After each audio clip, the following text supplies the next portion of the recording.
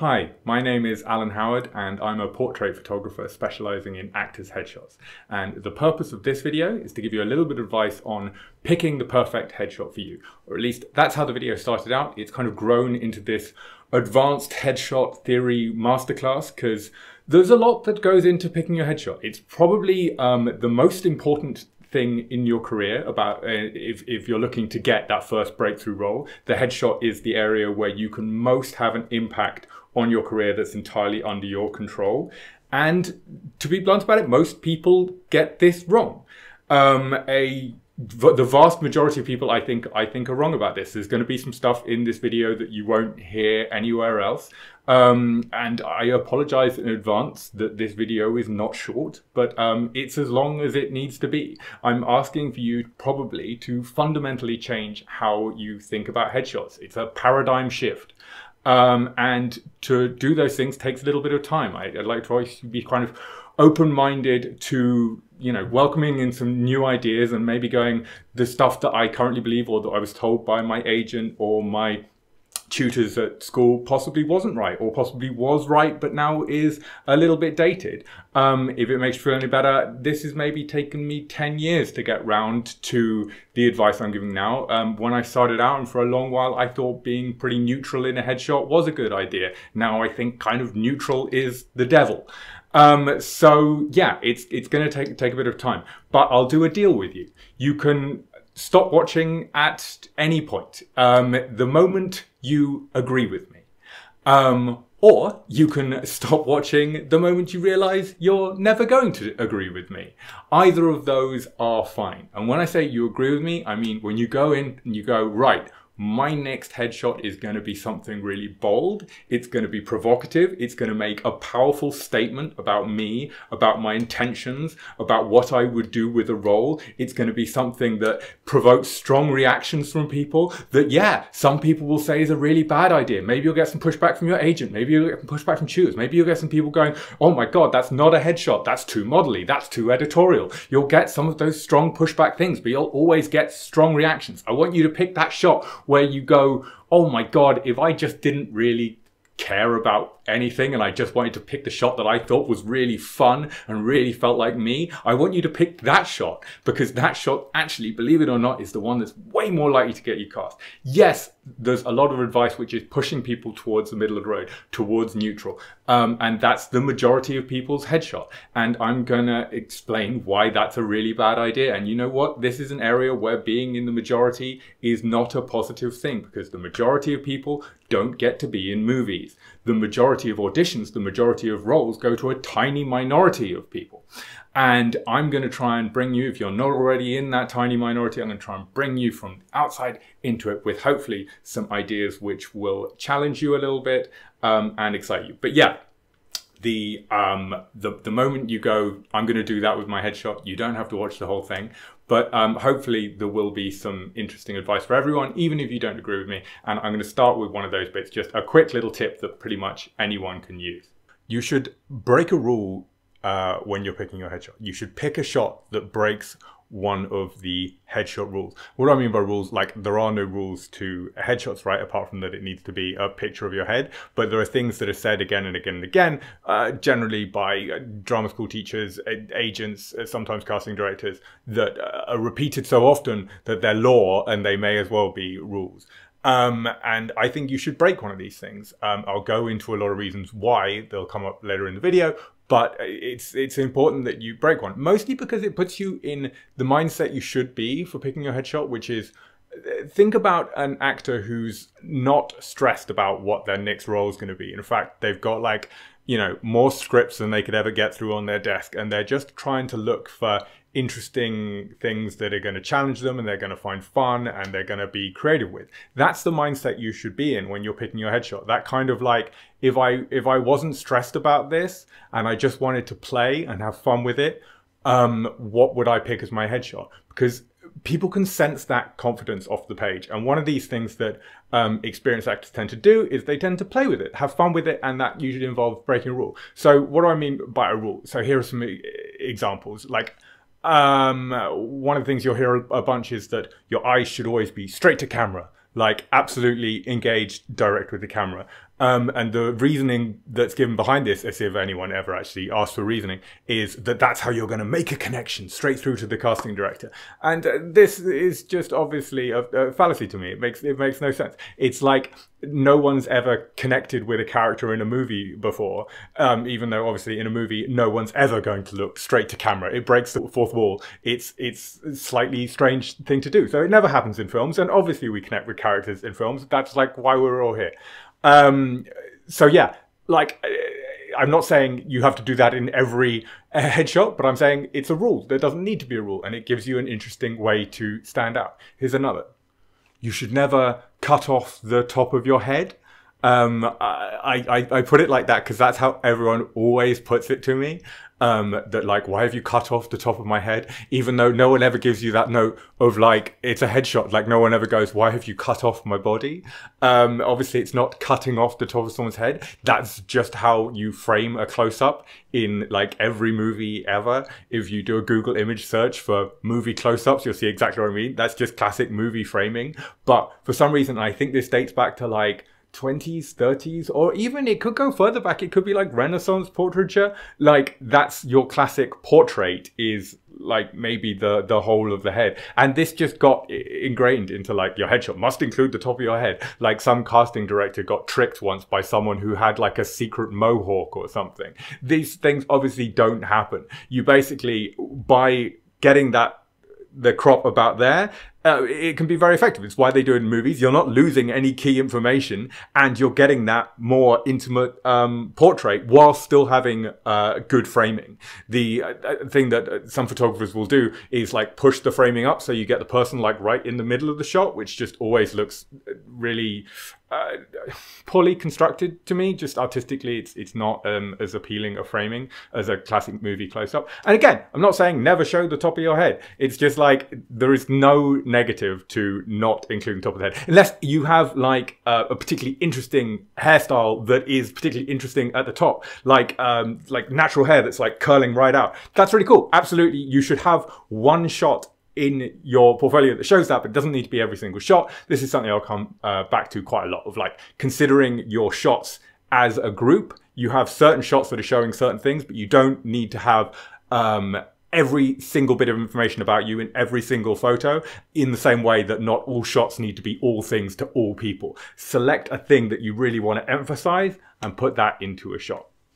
You should never have your hand in a shot. People will tell you that a lot. Like, you should never do that. And I get it. I get why, like, that's a good bit of advice to tell people not to do that, because it looks like this sort of cheesy American 80s, 90s headshot that we kind of want to avoid. But sometimes a hand can be good. And it can be something a bit interesting. Again, doesn't have to be every photo, but a hand in the shot can give you a kind of a, I don't know, it can make it look a little more portraity and a little less headshotty, which is generally a positive thing. Another bit of advice is that it should always just be a super tight crop. It should always be just the headshot. And while, you know, again, it's generally okay advice, but it doesn't mean you absolutely have to follow that. Like, just read it. Okay, have you ever heard the advice that if you're losing the attention of a room, you should talk quieter rather than going louder? And it's exactly the same as that with like a large group of headshots on a page. When everyone's getting closer and closer and closer and closer in, the one that's actually a little bit more distant and makes you kind of lean into them, that can actually draw you in. So like loads of these, I'm not saying this is absolutely what you must do for every single shot. It's just like pick one, play with it. Like don't be as constrained by the rules. What's another one? You should always have your headshot in color, right? The opposite of when I started doing this about 10 years ago. I was pushing hard for color. The UK is really quite backward on this, and forever was like, let's do black and white. Actually, just for a moment, let's just talk about why black and white was industry standard, because this is so indicative of so much stuff in the industry and so much stuff that still goes on, especially when I'm talking about these rules that are considered rules and are actually pointless. The reason the UK industry was entirely standard black and white for headshots made sense once. In sort of 60s, 70s, 80s, where you would have one headshot that would go out as a hard copy to agents. It was a lot cheaper for actors who had to get like hundreds of these things made. It was a lot cheaper for them to get them printed up in black and white. So the industry standard, so that it was uniform across the board, became black and white. And yet I started doing this in the early 2000s and everyone was still like, no, headshots should be black and white. I was going, no, it should obviously be color. It's so much easier casting from a color shot. But this rule was still there, even though at that point, no one was using a hard copy already. It was basically all gone online, and it was no longer cheaper at all. In fact, it was generally more expensive to get a black and white copy of the photo made than a color photo. So it was something that was actually contrary to what would be useful, but was still a rule. But so here's me again, and now everyone has very much moved on to, I'm not saying I did this, but it was an obvious progression that was going to happen. Like everyone's gone to color. But now I'm like, hey, well, you know, I'm kind of a contrarian. So it's sometimes interesting. If you get a really striking, interesting black and white portrait, you can make a real statement with that. Again, coming from that perspective of like, what if you weren't trying to fit in and you were sort of unafraid just to play with and put out a photo that pleases you. So yeah, a lot of my favorite headshots, it turns out, break one rule. I think so that became a good rule of thumb. But I didn't want to make this video just like a list of quick bits of advice, because I think that ends up actually being the root of a lot of the bad headshot advice if you don't know the reasoning behind why people are suggesting things. And it's kind of like with the, you know, black and white in the past thing, it's why things end up being generally accepted advice for a lot longer than they're relevant. So in this video, I was hoping to go into more of the theory behind why I recommend certain things so that you can understand the logic behind it. And then if you get either pushback from your agent or from usually kind of drama school lecturers, you'll know the reasoning and you'll be able to stand behind your decision, hopefully, if I've talked you into why something is a good thing to do. So yeah, if you've got a moment, let's do some theory. So to be honest, what started out as just quickly trying to find like a pull quote about why sort of it's important to distinguish yourself from a large group, I ended up getting sucked into this whole world of branding. So there's a book, Zag, which is, it turns out, a bit of a flavor of the month in advertising circles, because on all of the blogs and stuff I looked at, this was the one everyone was recommending. And this was great because it's reinforcing almost exactly this point. It's about how to distinguish your brand in a cluttered market space. And I think we can all agree that the casting situation at the moment is a cluttered market space. They have a bunch of things that they could define it. And yeah, absolutely, we can agree we're in a cluttered market space. And yes, it's aimed at branding. It's aimed at big brands. And I'll talk about advertising theory quite a bit later as well, because it does relate to this. This book defines a brand as, it's more about just thinking about someone's gut reaction to you. And that's entirely what headshots are about. It's about gut reaction. And again, I'm going to go on about gut reactions and lizard brain stuff like for way too long later on in this as well. But yeah, that's why all of the stuff about branding and that advertisers and marketers use is much more applicable to headshots than you think, and more applicable than pretty much any other theory. So yeah, how to succeed in clustered market spaces. To boil it down to one thing, which is then became the title of the book, when everyone zigs, zag. It's about it's being more important to be different than to just be an improvement. In fact, they have a graph of like positives and negatives, and then different and similar to things that currently exist. And what was really interesting about this, and I've had this experience as well, is when they would do market research, positive different, which is of course what he's absolutely pushing towards, and you can basically find every successful brand ever has done something positive different, gets knocked down routinely because it doesn't test well. What tests well in focus groups is the same but slight improvement, but actually in the market it does terribly. Like, that's not enough to start a new product in a competitive marketplace. And that's exactly what you're trying to do. So yeah, when everyone zigs, zag. Okay, so apologies in advance for this one if it seems like tangential and not entirely related to headshots at all. It is, trust me, but this is like, we have to go on a bit of a long journey for this to make sense. So in the 60s, there was a surgery that was sometimes performed. I think it was on people with epilepsy, and I think there were a couple of other brain conditions. It was not brilliant. You know, we're very much early days of brain surgery. Essentially, what they would do is they would sever, I think it's called the corpus callosum. It connects the two halves of the brain. So the brain is made of two halves that have slightly different responsibilities, and they handle different parts of our reasoning. And these are connected by just this thin kind of bridge of fibers.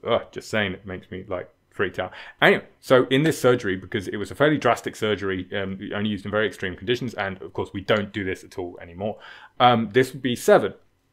And what this would mean is that you would have a person that was essentially almost two different people. There's stories about this woman who'd had the surgery kind of with one hand fighting the other for like groceries in a store. It's literally, you do then have kind of almost two personalities that are kind of connected. It's very strange.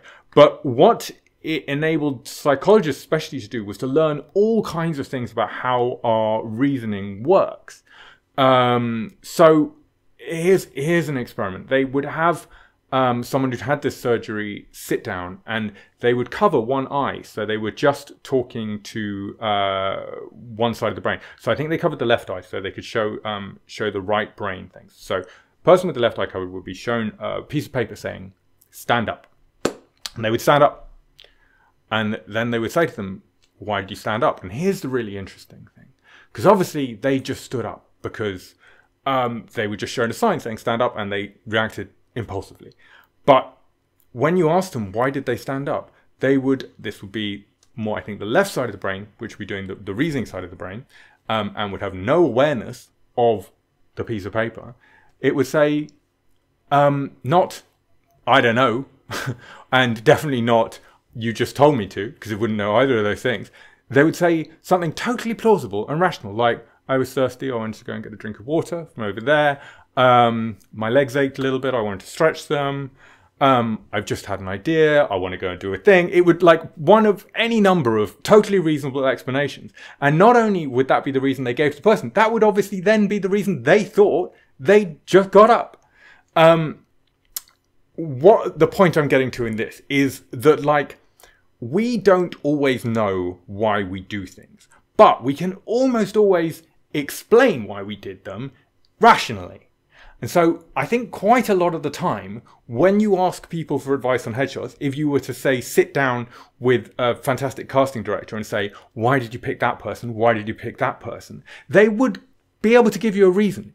It may not be the reason that that person actually got chosen, though. But I don't mean because they're lying to you. I mean because we don't know why we make decisions all the time. And that's because a big part of decision making, the bigger part, is emotional.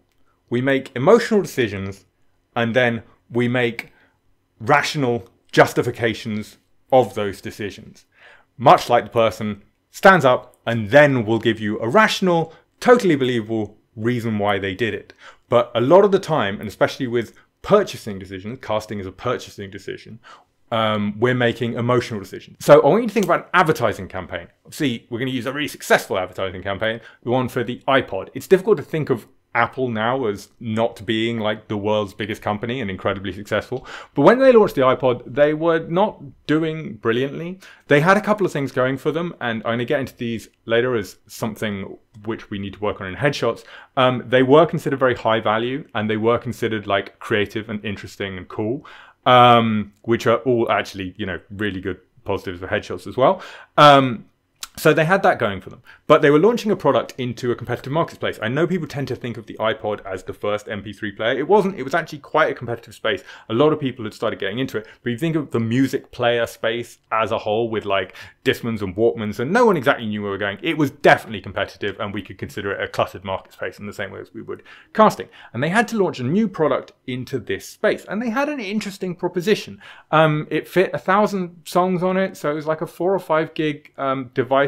It was pretty decent, but they were charging $500 for it. So it was actually, I think it was more expensive than products with similar specifications, much as Apple still do now. That's the world they live in.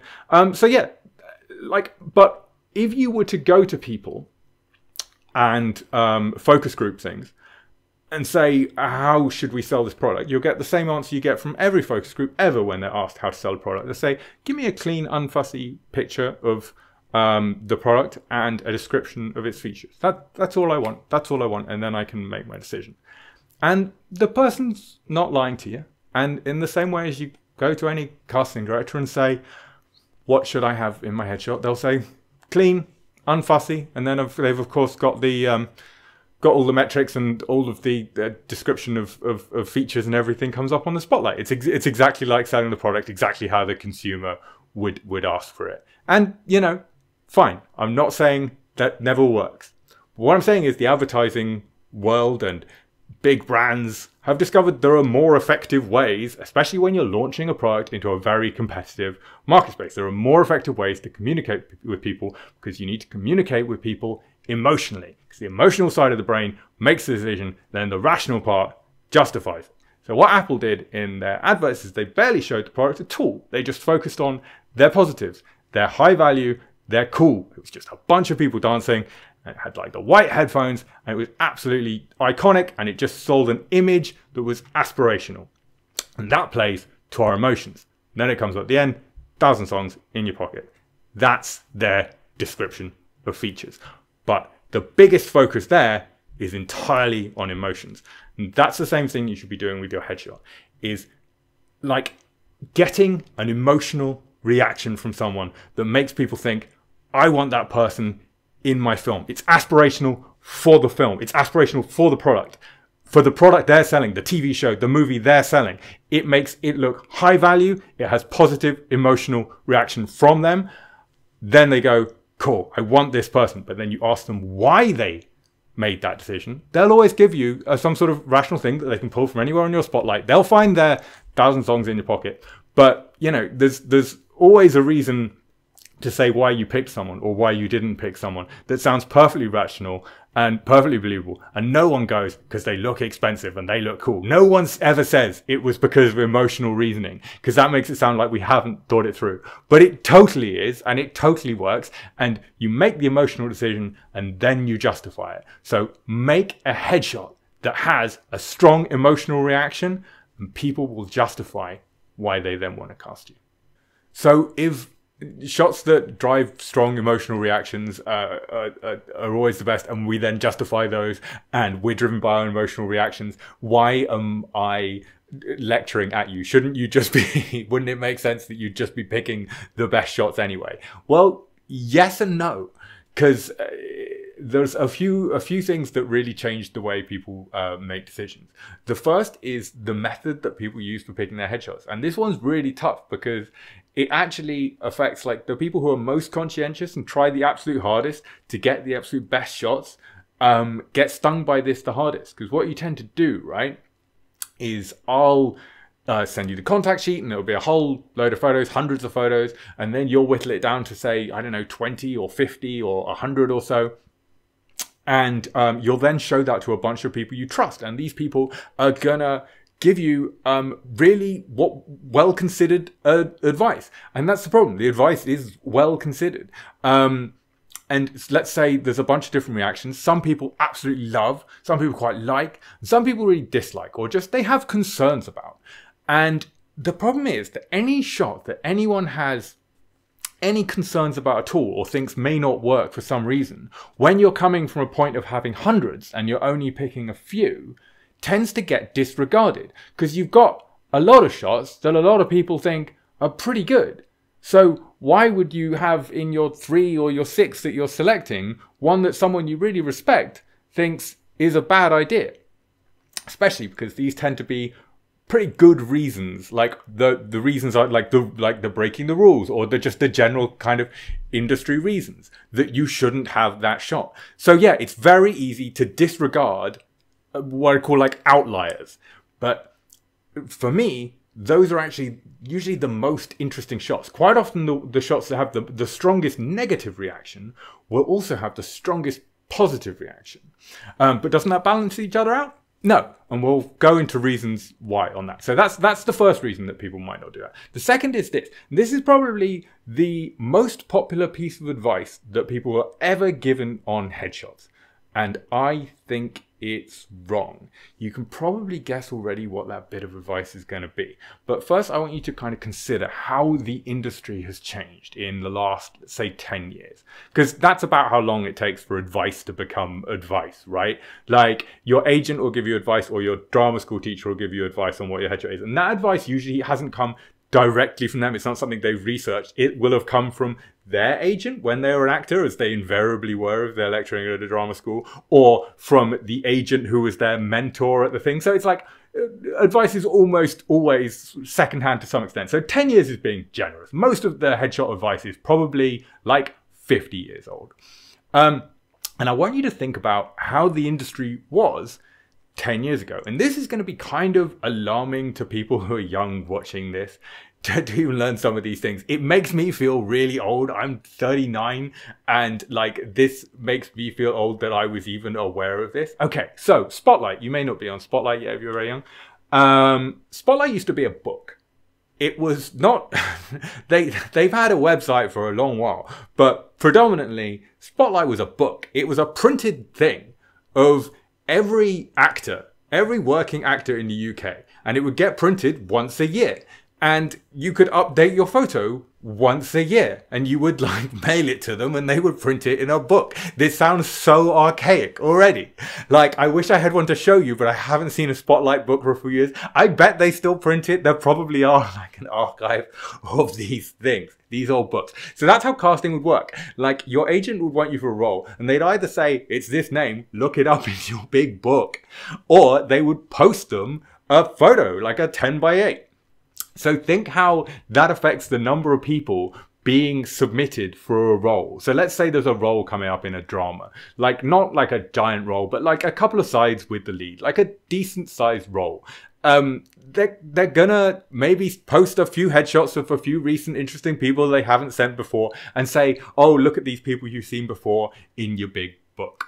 So let's say, yeah. Not a huge role. They're probably going to contact maybe 4 or 5 agents and end up looking through photos, maybe, let's say 100 to 200 photos. And of that, they're maybe going to audition, let's say 20 people. I think that seems reasonable. That's actually a casting director really doing their job pretty hard. To see 20 people like for a role that's only like a side with the lead, that's like they are working hard. So what we're talking about there is your headshot needs to be in the top 20% of the headshots that are submitting. So for a suitable casting, you need to be in the top 20%. Now, that already sounds like quite a tricky proposition, but you know, it's something you definitely want to be aspiring towards. And that's where I think a lot of the advice comes for, is making sure you get into that top 20%. Now think about how it is now. It's very difficult to get actual metrics on this from Spotlight, so they're quite cagey about it. But anecdotally, like people I've spoken to who've put out castings and stuff, they've been talking about castings that have gone up in the evening before agents are even at work the next morning, getting already 2,500 to 3,000 applications. So you're talking about like, this is realistic numbers. 5,000 people applying for that same job that I was saying maybe they'd be looking through like 100 people. And you know what hasn't changed in the last 10 years is the amount of time and the budget that casting directors have. In fact, if anything, it's got less. In fact, they're going to audition less people. So to get an audition for that role, you've gone from having to be in the top 20% to having to be, I mean, generously the top 1%. But more realistically, the 0.01% kind of thing is a headshot you really want to get into. So that's with them seeing 20 people. This is an interesting one because commercials will see a lot more people. Commercials have got a lot more budget per minute of screen time. So there's quite an interesting thing you can do. If you are, so let's say for commercials, you want to be in that, it's probably maybe top 2 to 3%. Depending on how many people are submitting, how big the buyout is on the thing, but possibly even 5%, maybe 10%, maybe going a bit more to those kind of old school levels. So if you're constantly getting called in for commercials, like a lot of commercials, and you're never getting called in for dramas, you basically know about what percentile your headshots are hitting. They're probably in like top 2-3%, and they're just not quite getting into that top 1%, top 0.1%. But I mean, good, right? You're right up there, and it just takes a little push to get you into that very top position. Now, so yeah, the big bit of advice that I think you'll agree is definitely aimed for the older world and not for the current world. And the bit of advice you're going to be given by everyone is that your headshot should above all be neutral. And being neutral is very difficult to be in the top 0.1% of anything, right? Like being top 1% anything and being incredibly neutral is a really difficult trick to pull off. I have a bit later about why I think being neutral is bad for all kinds of other reasons. But just from that perspective, unless what they're looking for is something specifically neutral, which it only ever is in commercials and very rarely is in dramas, you're already making the work for yourself really difficult by doing that.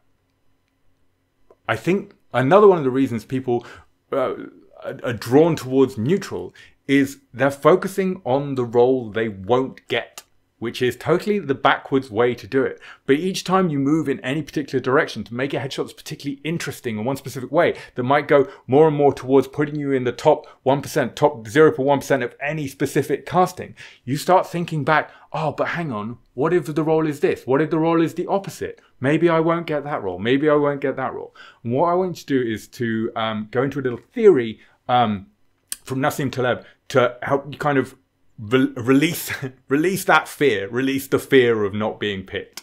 I want to talk about the book Anti-Fragile. So I'm not even going to scratch the surface of this book. There's so much good stuff in there. In fact, if I was going to recommend one book to actors, it would probably be this one, because it's a book that's aimed at how to thrive in environments of large amounts of randomness. Which of course isn't that casting. Yeah, like there is a huge element of randomness, but there's also, you've got to get everything absolutely right. Nassim Taleb used to be a trader. He did very well profiting from various market collapses. He likes to anticipate what we'd call black swans. But anyway, without getting into too much of the trading bit about it, it has a lot of advice that I think is very applicable to actors. So the central concept, anti-fragility, is a word he invented because the English language doesn't have a word for the opposite of fragile, which most people sort of react to and go, but we have like strong or robust, and that's not that, right? That's not the opposite of fragile. If you think of something as fragile as something that breaks or is destroyed by turbulence, or by volatility, destroyed by volatility. What we want is the opposite of that, something that thrives in volatility, something where volatility and market fluctuation or any kind of randomness in this case makes it stronger. Like this happens all the time in nature. Like evolution is incredibly anti-fragile. The more volatility there is in evolution, the stronger it gets. And that's the state we want to aspire to. We want to be anti-fragile. So one of the ways we can achieve this, and something he would look for from a trading perspective, would be optionality. So if you buy options in trading, you're buying an option to buy a share at a certain price at a certain time. If that share price has gone up, your option is then worth money, and it can be essentially an unlimited amount of money if your share price has gone up a huge amount. If your share price has gone down, you simply don't exercise the option. So you have a limited known downside, you don't exercise the option, and an unlimited potential upside. And optionality is very good for achieving anti-fragility, because if something huge happens that means something, yeah, we go huge in one direction, great, brilliant, we've made a fortune. Go huge in the other direction, it's the same known downside. So with casting, you're already looking at a really good anti-fragile position, because essentially each role comes up, you're either going to be cast or not be cast. And obviously, there is an unlimited upside to being cast in one of those career-making roles in like a giant show that can get you a whole career from one thing. So yeah, you've definitely got this unlimited upside. And the downside is a known negative. It's just not being cast in a thing. And I think the problem is we focus way too much on that, and the potential of sort of not being cast as missing out on an opportunity is what's driving these sort of very middle of the road decisions, which are never going to get you into those top 1% we're looking for. And so I want you to think about what the actual negative side of not being cast is. Because if you're worried about not being cast for every role, and like bear in mind that the workingest actor in the world is not cast for like 99.99999% of of roles out there. It's like you can't focus on those. It's not like a football season where there's a limited number of games and you have to be cast in each one. I want you to take the mindset away from the not being cast ones and in the giving yourself the greatest potential to be cast in roles you're really suitable for. Because the only roles you should be upset about not being cast for are ones where you get the brief and you go, oh my God, this is so suitable for me. It's like it was written for me. I'm absolutely perfect for this. And if you don't get called in for that, you've got to worry that maybe that's because you're not putting what your personality and what you bring to a role is in your headshot. You've got to worry that you're trying too hard to be neutral, that you're missing out on roles that are basically you. In order to consider what your headshot should be like, you need to think about the casting process, how it works in the real world. And obviously every production has various different factors that will affect how the casting is made. But on the whole, you can sort of strike it down to, at the start of casting, you're going to have a producer, a director, and a casting director. Sometimes multiple producers, sometimes if it's a long-running TV series, there might be multiple directors for different things, and sometimes even multiple casting directors. And they're going to sort of either sit around in places like Shoreditch House or Blacks or whatever, or there's going to be, video chats, phone calls, etc. And that's the start of the casting process. And here's the slightly annoying thing, is the first step is going to be from everyone having read the scripts, is everyone's just going to go back through their mind and think of anyone they can think of off the top of their head who they think would be a good fit.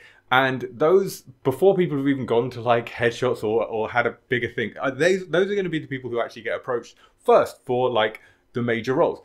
But there's two things to that, and they're both like optimistic things. At the moment, we're at peak TV. Like, more TV is being made now than has ever been made before, and probably will ever be made again. Like, I think the number of streaming services we have is pretty much unsustainable, but this is great. So, because what this means is, unless someone sitting at that table is like a Spielberg or like a Chris Nolan, they're probably not going to get absolutely everyone on their list that they want for casting. So they're either going to have to go further down the list, or they're going to look for new people. Probably not all of the leads in new TV shows will be filled by established talent that we're super familiar with. So that's really exciting. It's a really good time to be able to break out into new roles. The second thing to think about that is the roles that don't get filled in those things. And this is your sort of roles where you can start a career. Is the roles which are just a few pages, or maybe it's a recurring character, but not like the super memorable character where they want to put an established name in. So those are the roles that are getting cast with headshots. But what I want you to think about more is a sort of long-term career arc. And the importance of your headshot in that is about making a first impression, not just with the casting director, but with that director and that producer. You look like such a happy bunch of people.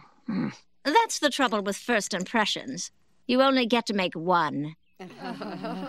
So that's not just a wordplay thing. It actually is more true to life than is comfortable, really. Because the thing about first impressions is, as well as you only get to make one of them, is in psychological studies, especially studies based on photographs, first impressions have been shown to be stable. In that you make an impression based on a photograph of someone, and that impression is made in around about 1/10 of a second. And then that opinion you have of the person, in most cases, does not change based on meeting the person, even up to like 1 month later. So if you're getting and not getting roles, even though you're thinking, oh, it's all part of this like long casting process, that can still be based on making a good or not so good first impression with your headshot. So what can we use this? Apart from learning that essentially the headshot is incredibly important because it's making that first impression to the casting director, and then when they show it to the producer, and then when they show it to the director, like every time the first impression is being made with the photo. It's very rare for you to arrive in an audition without both the director and the producer having already seen your headshot. So at each opportunity for you to make a first impression, the first impression is being made ahead of you by your headshot. So yes, from this we learned the headshot is super, super important, but in a really exciting way, you have a total control over the first impression. This isn't something you have to worry about messing up in each and every incident. This is something that if you get it right in a great headshot photo, you're able to make an absolute perfect for you and for your casting, an absolute perfect first impression with every person in the industry that encounters you. Isn't that cool?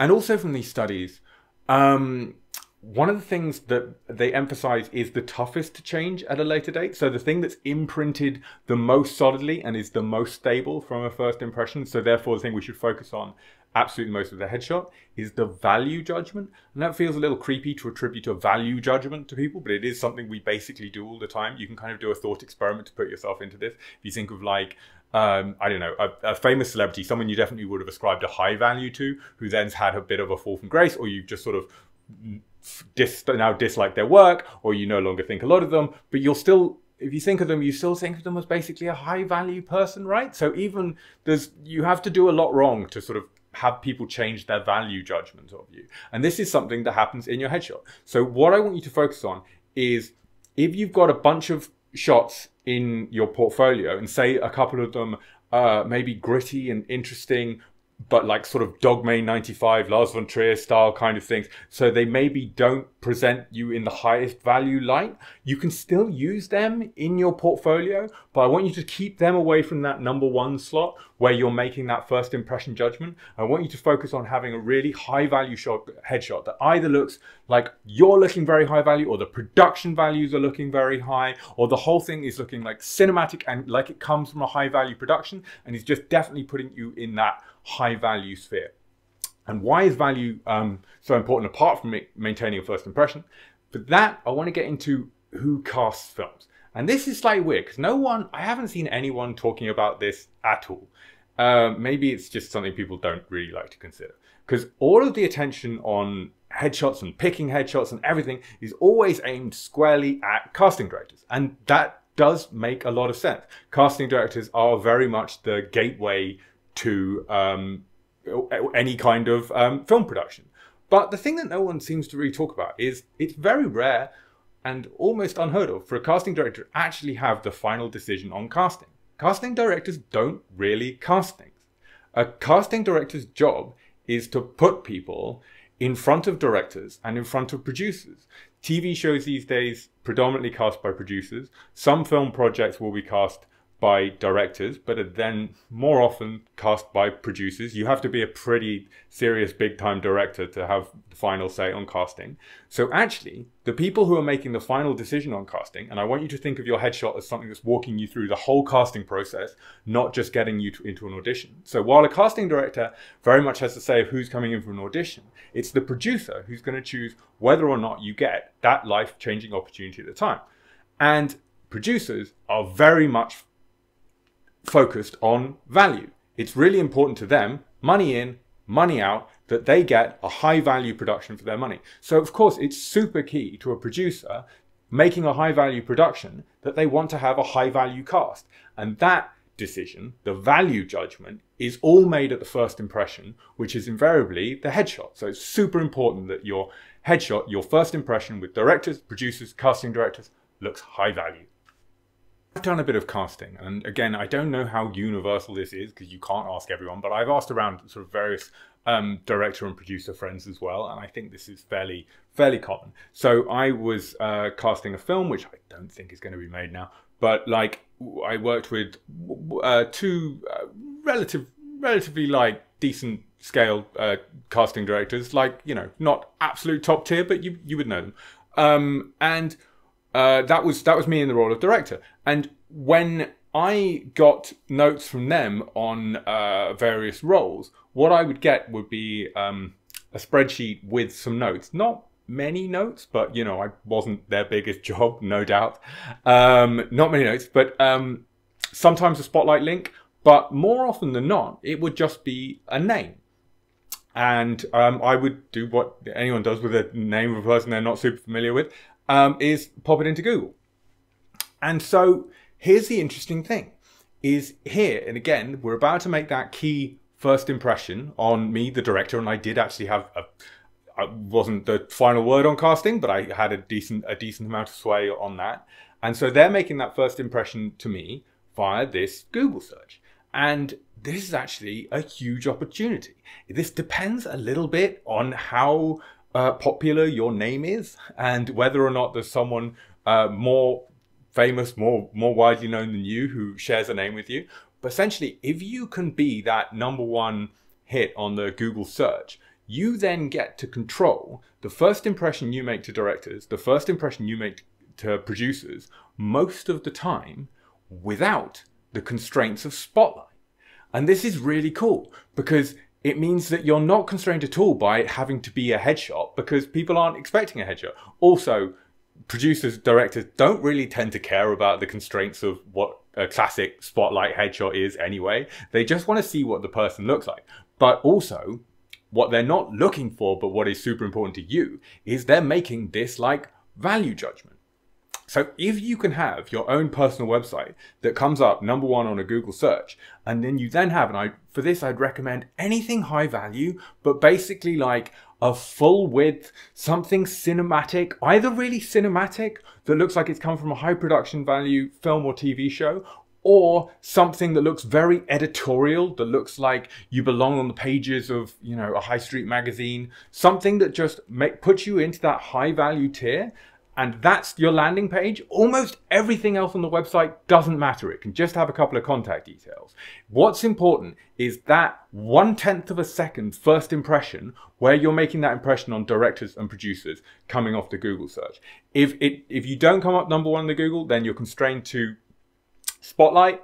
And yes, you'll make that first impression, but the Spotlight first impression is with the smaller images and you don't know which one necessarily they're going to click on first. And you don't have quite the control that you have if it's your own website and you can do a full image photo. Because what happens quite a lot is I do this, I think a lot of other photographers do this, mostly in my longer session, the portfolio session, or sometimes in shorter sessions as well, is we'll shoot headshots and make sure we've got a bunch of headshot options, but then we shoot other interesting stuff too, right? And if you just send that to an agent tends to be very much focused on just the casting director shot, right? Just the shot for the #1 picture on Spotlight. So I can send a section of photos which is like half headshots and half editorial, and then when you get back the selects, they're all just headshots. And it makes sense. That's what the agent's going for, because they're just thinking about the one photo that's going to be on their website, and it's got to fit in with all of the other just classic headshots. But I want you to think about the whole picture and having a high value editorial cinematic shot that can make that high value. I know I'm saying it a bunch, but it's super important.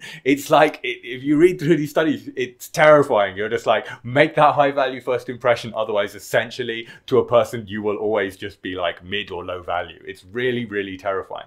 So yeah, having something interesting, cinematic, high value, that can make that first impression on the landing page of your website will not just affect like auditions and stuff you get into, but will actually affect your casting, because it's affected the first impression, which is going to affect every impression, every interaction you have throughout the rest of your career with that director or with that producer. I'm going to try and put a few of these theories together to explain why I think that the most popular bit of headshot advice, that it should be neutral, is actually going a bit in the wrong direction for modern casting. And so I want you to think of a role that's being cast. And this is the kind of role where headshot becomes really relevant, because it's not a super huge role in the production, but it's a good sized role, but it's a role that they might give to someone that's not already an established player, right? So we're going to work through that whole headshot process of a casting director is going to see the headshot, going to bring you in for an audition, then you're going to be introduced to directors, producers, and hopefully be cast in this thing. And so let's say the person they're looking for is, I don't know, this can be basically any adjective. They can be, you know, the romantic lead who's like super hot, or they can be like, let's go with like a snide or vulnerable, or like, you know, it can be any adjective. The adjective doesn't really matter. But what matters is that they need the character to be something. And when they're doing the casting, so let's say it's someone who's super creepy, right? It's going to be a really creepy character. And so they're going to be looking through headshots, looking for the creepiest, the top 1% of creepy headshots they have, right? That's who's going to get pulled in for the audition. But it doesn't need to be that. It can be literally, you know, there's hundreds of thousands of productions being made over a long enough period. So you sort of need to pick an adjective or just whatever your greatest strength is.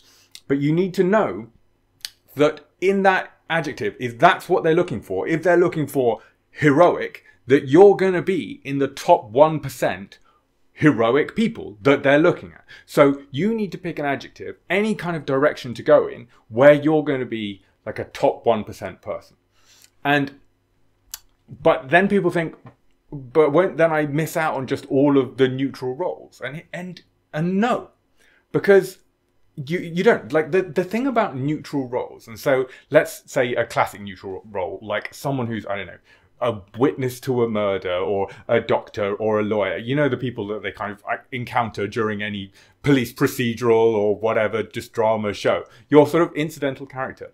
They may be written fairly neutral, but all that means is they're sort of neutral on the page. They don't necessarily want them to be neutral in the finished product. In fact, having an angle on the character, having, oh, you know, wouldn't it be more interesting if this one was played by, like, I don't know, a wide boy Danny Dyer type character, and then suddenly you go, oh, this character who like only has 4 pages is now like the most interesting thing in it. And casting directors like doing that all the time with all of the little roles and fleshing out the script. That's how a script really comes together, is by taking characters that are basically underwritten, and giving a bit of an interesting angle of what if they were this, what if they were that, because then they seem like real people, right?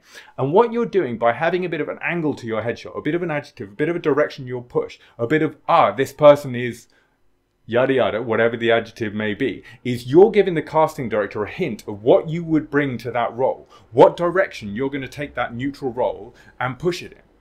When I think of the advice to make a neutral headshot, I think of, there's an ancient Greek story, this guy called Procrustes, I think I'm saying that right, who, he was the son of like Poseidon or some nonsense.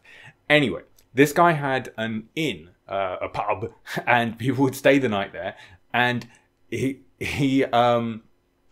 had a bed that everyone fit perfectly. So everyone got the perfect night's sleep because they fit his bed perfectly. But in fact, what he was doing was cutting people's bodies or stretching people to fit his bed. So if they were too short for his bed, he would horrifically stretch them out. And if they were too tall for his bed, as he saw it, he would cut their legs off. And so everyone fit his big bed perfectly.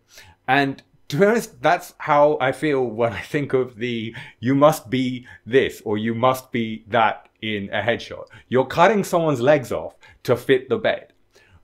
Whereas what you need to be doing is obviously the other way around. That's backwards, right? It's got to stretch to accommodate you. So you take whatever feature you have that you really want to push and accommodate that into your headshot. And I want you to think about how modern casting works. So one of the big castings that just got announced, this is going to date this incredibly, and it was like invariably leave it up for like 5 years, and it may not be a brilliant performance, but I'm excited at the moment because Nick Cage just got cast to play Joe Exotic, that guy from the like Tiger documentary that I'm sure now no one is talking about, but everyone was talking about now. And isn't that exciting? Because like I saw a great thing where someone was just like they picked the only actor who's going to have to tone it down to play Joe Exotic, this ridiculous, crazy redneck who turned to politics, lion taming dude. But isn't that how regular casting works, right? Casting that people get excited about is when you get the actor plus the character equals the performance, which is hopefully more than the sum of its parts. And that is actually really what people are trying to do in a smaller scale in a lot of casting. Think about another famous one, because obviously, I don't know, people don't always rate Nick Cage, even though he's been nominated for an Oscar, I think at least once, I think maybe even twice. He might even have won one. Anyway, let's take Daniel Day-Lewis. So very, very fancy actor, all kinds of awards. when he was cast in Gangs of New York.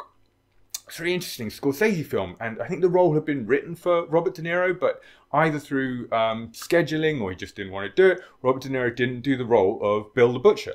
And then what Daniel Day-Lewis, who definitely, I would say, is one of the more neutral from a standpoint actors, we don't definitely know which way Daniel Day-Lewis is going to go with the performance. Daniel Day-Lewis essentially gave a performance of Robert De Niro playing Bill the Butcher. So you got this kind of, the actor plus the character is more than the sum of its parts, because you've got like two different performances into one. So isn't that like what people were excited about in the film? Like, nothing else in the film is particularly interesting, but that performance is incredible.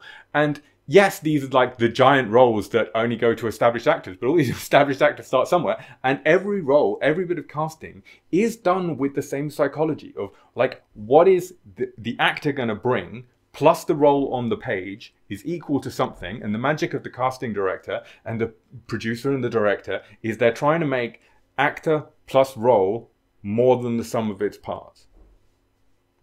And if you're trying to be neutral in your headshots, what you're giving them is the role as written plus nothing is equal to the role as written, which is kind of fine, but odds are someone else is going to offer them something more exciting. Okay, so here's something interesting. This is Marmite. It tastes kind of fine. It's like salty, but you probably have Marmite. I neither love it nor hate it. And here's the thing. The people behind Marmite, who I think are Unilever, why would they be so insistent in trying to convince me that people hate Marmite?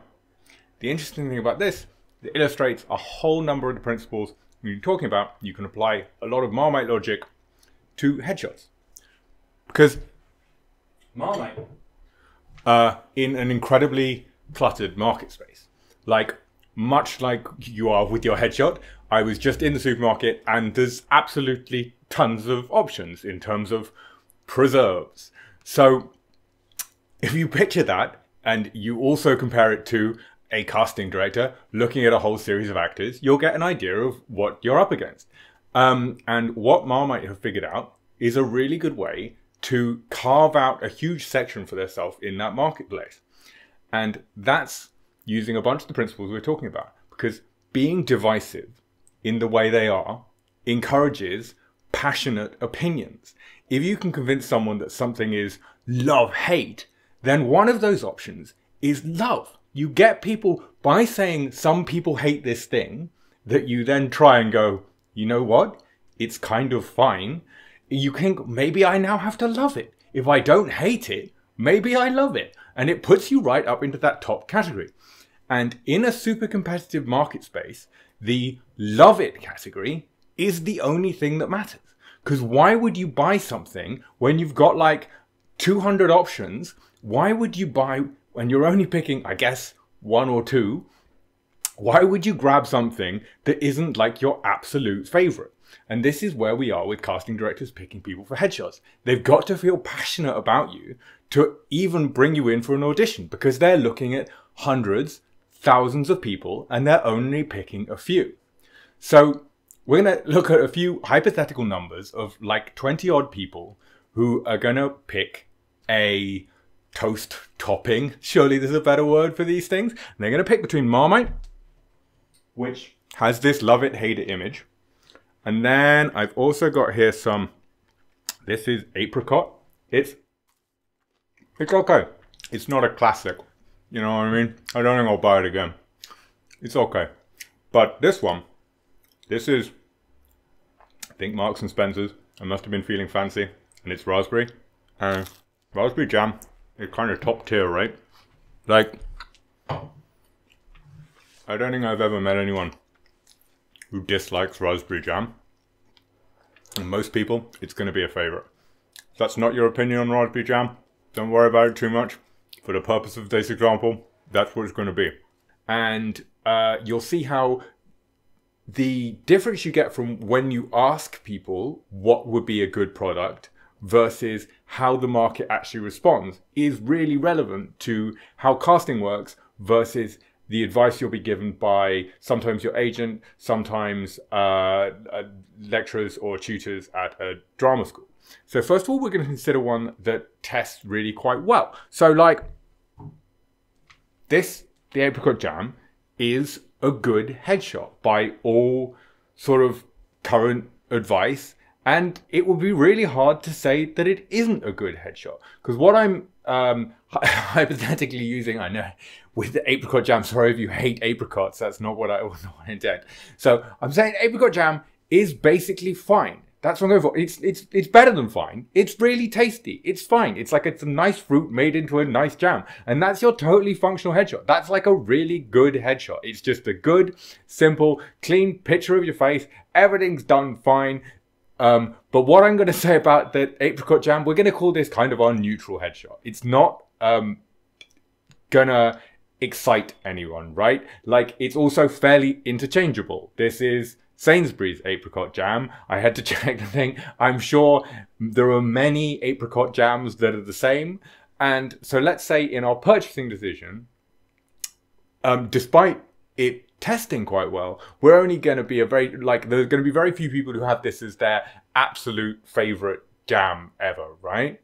Like, not a lot of people, when they're sort of like, are going to go, absolutely, number one, it's the only thing I ever have, apricot jam. But most people are going to go, it's totally fine, and almost no one is going to hate it.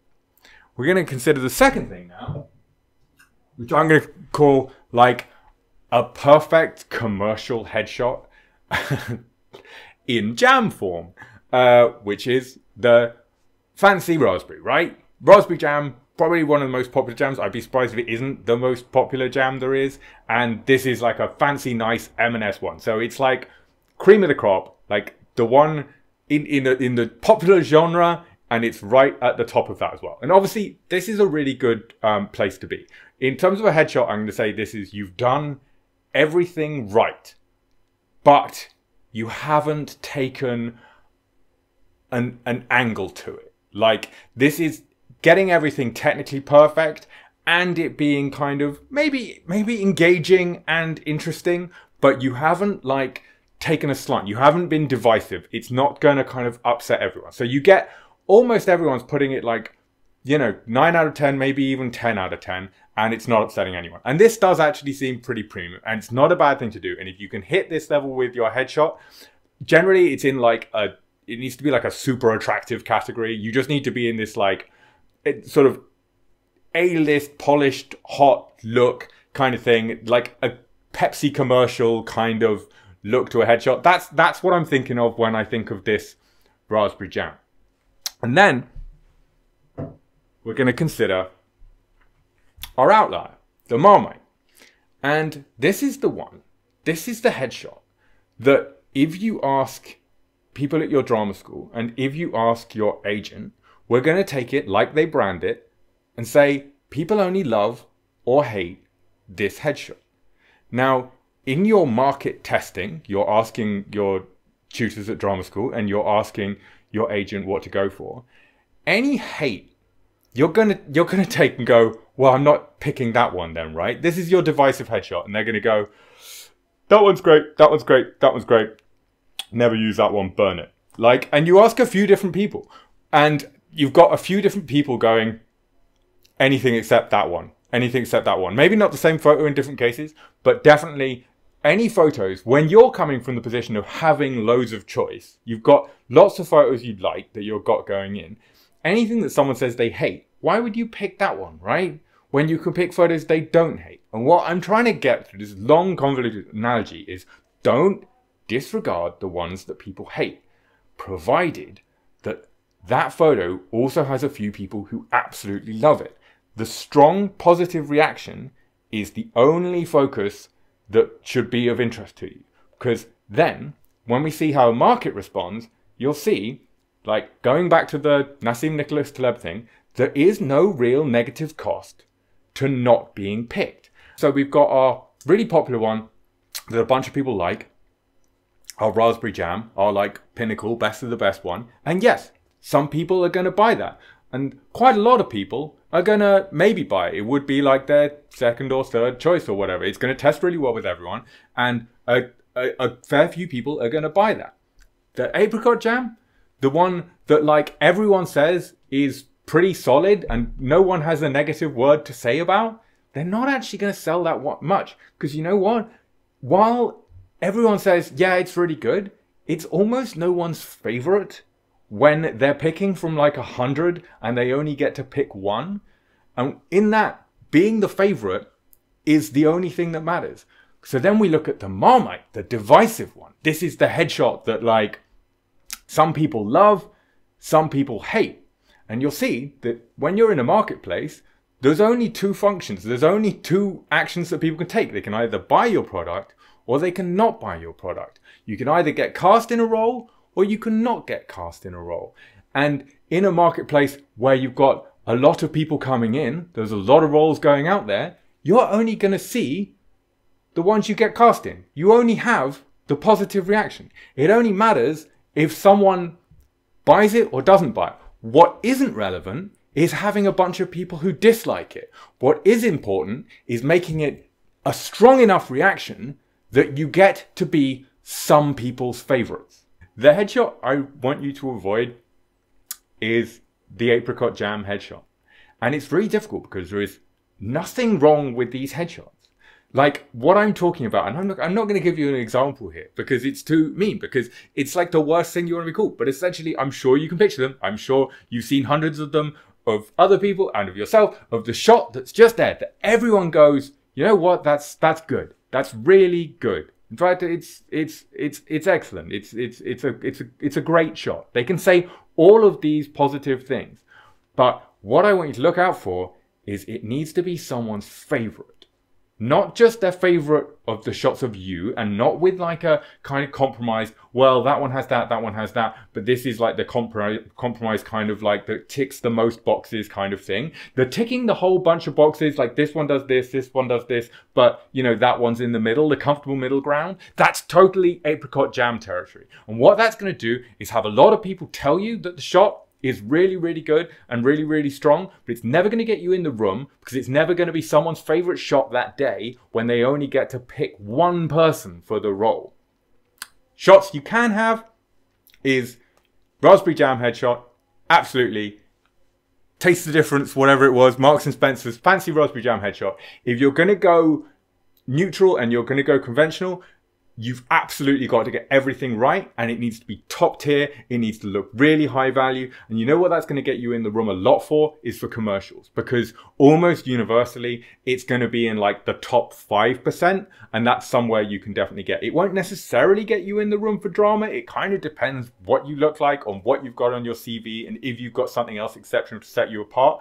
But yeah, you're in with a really good shot with the Marks and Spencer's raspberry jam one. It's really strong, and if you can absolutely nail that and get all of the technical things, so all of the standard advice, but you can get it right to such a high level that you know you're really in those top percentage points, then yeah, sure, you can use that. But the one I want to encourage you most to use, and the one that almost everyone will say, don't use this photo, is the one that a bunch of people hate.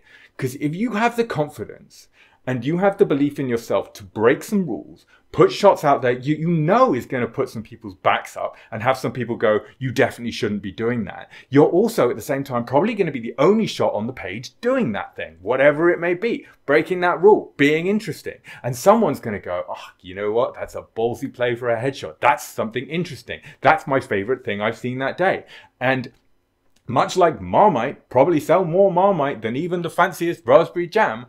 Because what happens is there's this binary decision, right? People either buy the jam or they don't. People either cast you in the role or they don't. It doesn't matter how far down the scale of not casting you they go. It's either gonna get you in the room or it isn't. There is no negative to that no sale, apart from that you didn't land that one.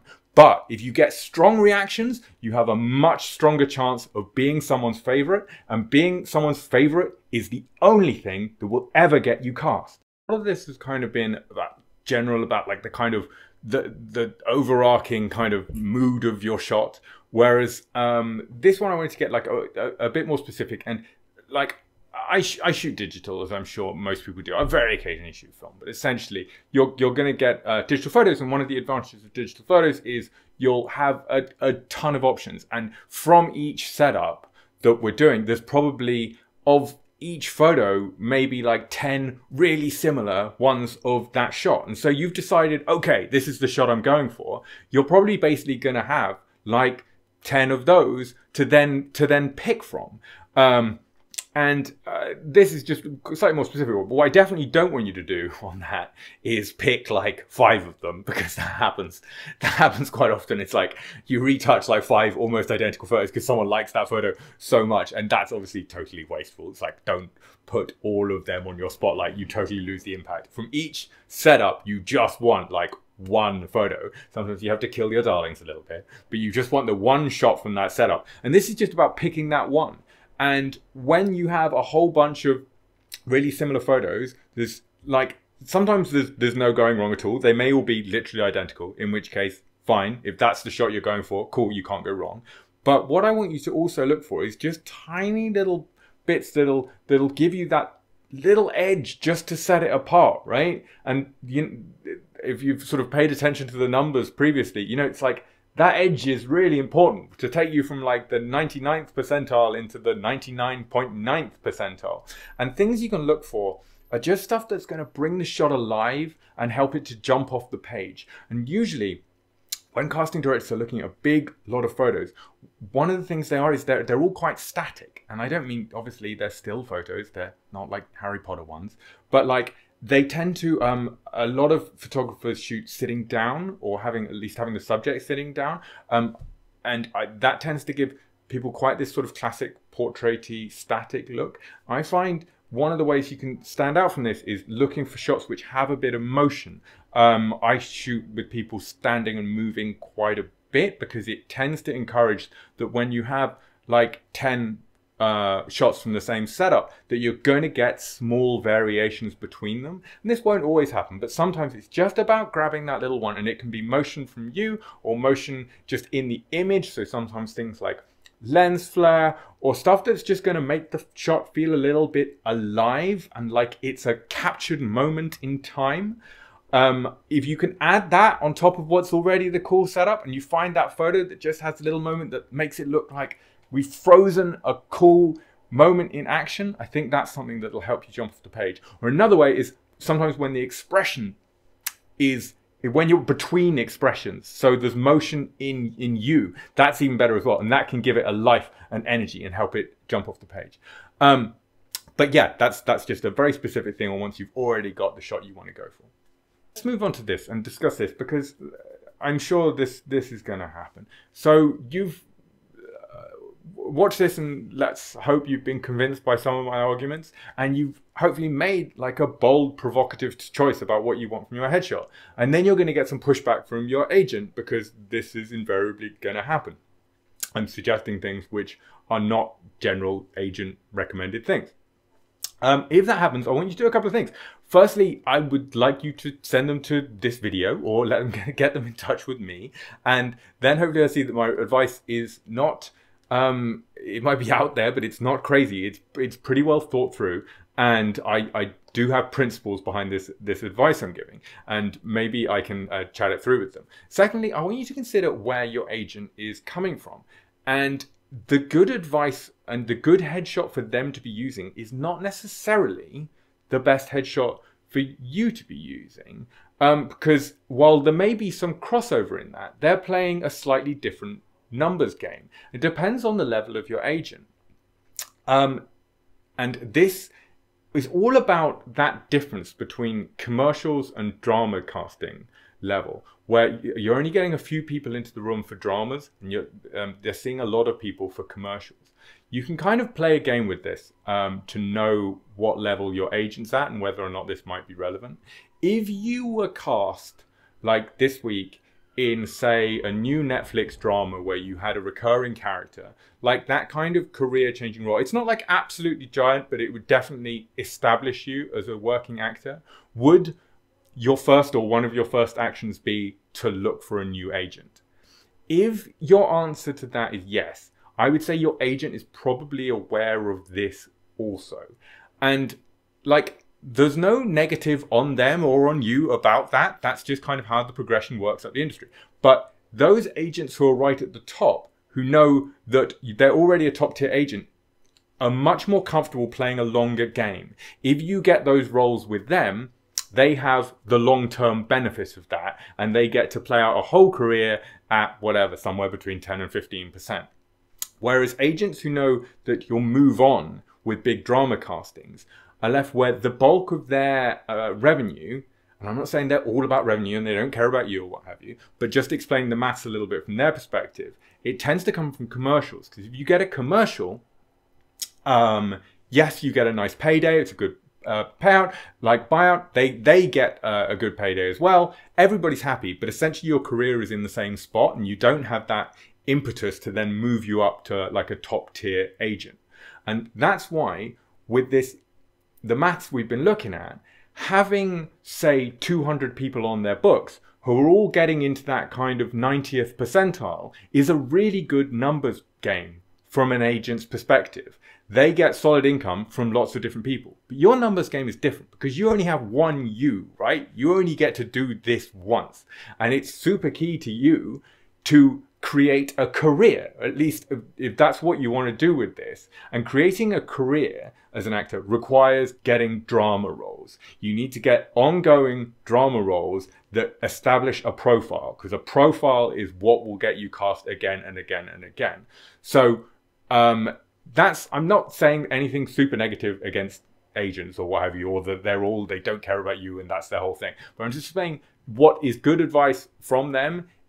It can be aiming you towards slightly different roles, because whereas the divisive headshot, the Marmite headshot, the headshot that's getting a lot of people's backs up, that doesn't sit comfortably on an agency website. In fact, it stands out from all of their other shots. So they're trying to bring you back into the more conventional line, and that's fine, but you're more likely to get commercials than you are to get breakout drama roles in something interesting.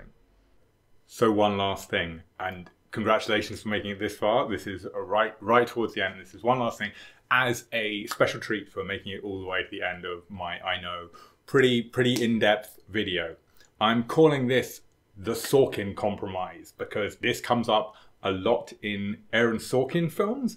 But it comes up in pretty much all legal dramas, and it gave me a good idea for a headshot tactic. We're going to call it the Sorkin compromise because he uses it a lot, and also, you know, then I can be like, that headshot is a bit apricot jam, and you can be like, oh, I'm doing a Sorkin compromise for my agent, and I'll be like, got it, and we'll sound like we're in a spy film. So what this is if your agent just absolutely wants a headshot that is super neutral, and you have a shot that you know you'd really rather be picking, which is bold and adventurous and interesting and ticks all the boxes of the things we've been doing and is really exciting and is going to put you in that 1% for drama roles, but your agent has their heart set on, or rather their website set on, or rather their commercials director set on this sort of straight down the line headshot. So this is a compromise.